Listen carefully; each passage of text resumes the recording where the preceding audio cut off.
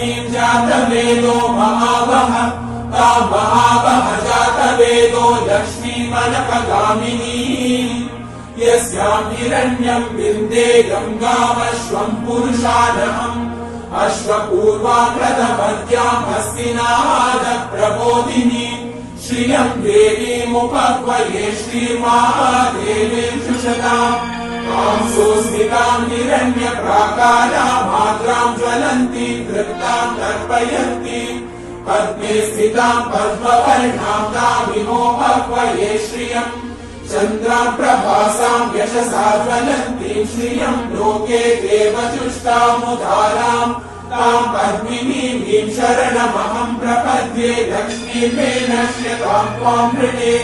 आदित्यवर्णे तपसोऽधि जातो वनस्पतिस्तव वृक्षोत बिल्वः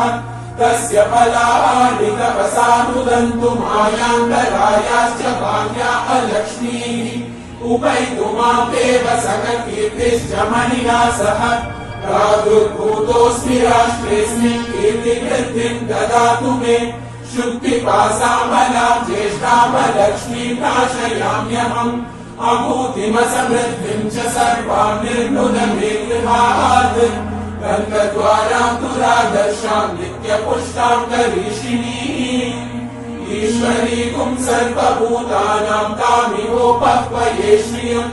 मनसः महापूतिं वाचः सत्यमशीमहि पशूनां रूपमन्नस्य मयि श्रीशयतां यशः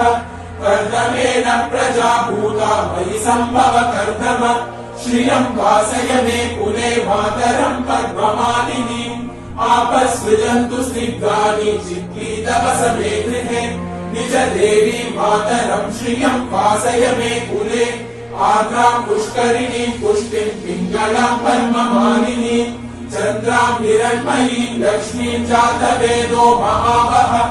आर्द्रां व्यक्करिणीं यष्टिं सुवर्णां हेममालिनीं सूर्यां हिरण्मयीं लक्ष्मीं जातवेदो महावः